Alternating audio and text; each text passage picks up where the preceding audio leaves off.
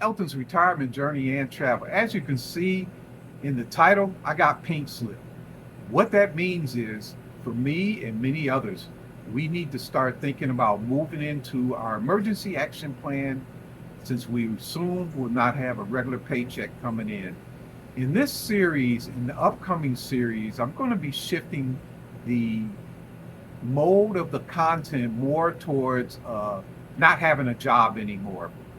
You just never know what's going to happen when it comes down the pipe, or how your day's going to turn out, or when you're going to get handed a pink slip and leave a job um, with never the ability to come back. And for some people, you're going to leave, and your ideas of finding another job, it's not going to happen. It's not like in the old days. You leave one job and you go out and find another one, and it's better than the other one. Um, a lot of people struggling out here. So I want to switch the narrative so that we can start making our plans.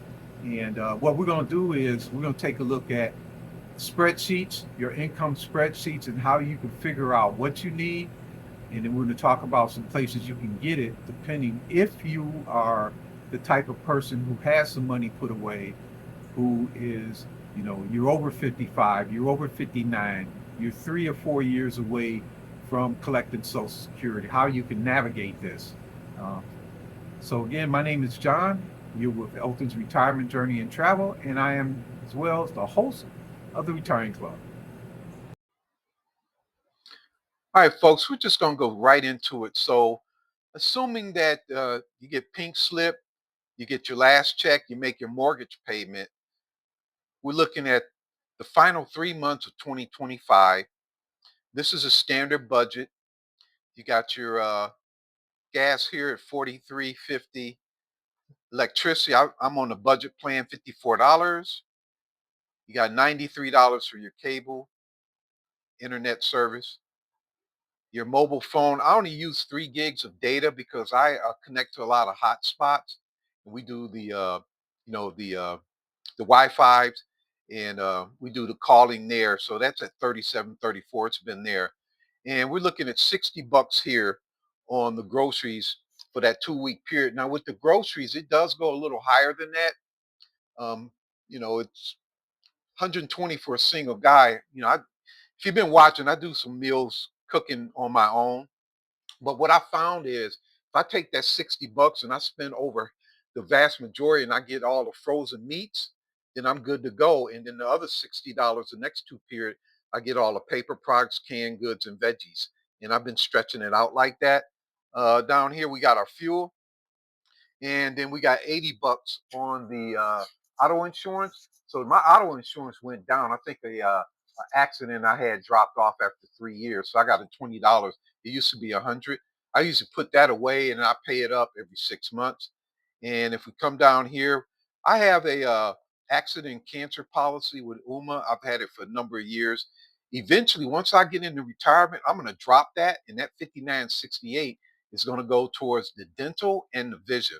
I don't feel I'm going to need that policy. And $5 transfer to keep my bank. So out of one of the checks it was 457.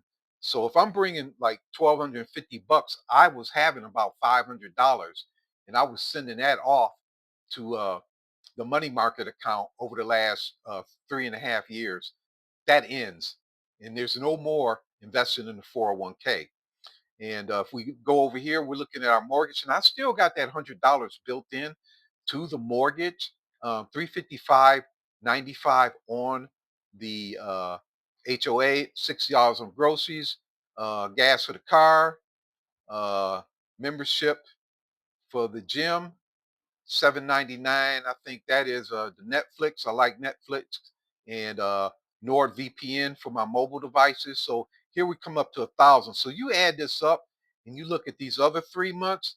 That's easy, $1,600. So right off the bat, losing a job, I know that I need $1,600, and if you multiply that by three, you just need to get 5 grand, and that's what you're going to be pulling every quarter. So if you're pulling 5 grand every quarter to get you through 3 months, when you go into the next year, if you still don't have a job, you could still pay all your bills. Your creditors are never going to know you're out of work, but you got to be able to pull that money from somewhere. And that's where having your retirement plan set up, either in Roth or the brokerage account, where you can take some of the gains and the capital gains taxes are waived.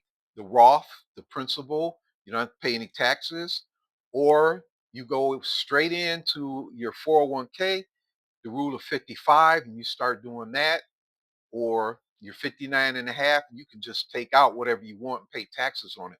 This is how someone who's losing their job, if you've been pumping cash away, don't worry, you'll be okay. But you need to look at this. And this is why in my short, I say you want to keep those spreadsheets up to date. So we could see right there. Over here, this is what I was living off of. $25,000 a year is what I was living. And that's how I was able to save 33%. My mortgage has cost me 7280, 7208, and that's the HOA fee, fuel. And then this whole spreadsheet goes out for a whole year, and I've got a bunch of them going back. So anyway, this is what I'm talking about when it starts talking about um, setting yourself up for success by having all this stuff meticulously set up where you're going to get all the basics. So if I was pulling out the 5,000 every 3 months, then I'm covered. All I got to do is find something to do to earn some pocket money. And if you've been following me, you know I work down at the stadium. If I don't have a job anymore, I can go and work more during the weekdays. That will give me something to do. For example, last night they had a concert. Concerts, that's where you get your real hours. You're going to get easy 7 hours. Most of these jobs pay about 15 bucks an hour. So I would have gone down there, worked that event. Then when I come back, you know, at my age, I'm just simply not looking for another job. But everybody's not like that. If you take advantage of the fire movement, then you can just go ahead and manage your own investments, manage your own withdrawals, pay all your bills, and just find something fun to do with yourself. So that's what I wanted to do. I don't want to spend too much time on this, but this is what it would look like for an individual who is all of a sudden lost your job. Right off the bat, you go home, you see this before you file unemployment, before you factor in your severance pay, um, before 2 weeks later you get another job. This is what you're looking at. And when you look at something like this, it also applies to retirement. And that's why I always saying if you got a good retirement plan, it'll also double for a job loss event.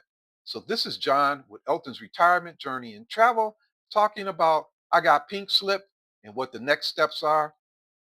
Get $5,000 and pay your bills and do whatever it is you want to do, what you got to do. Thanks for looking.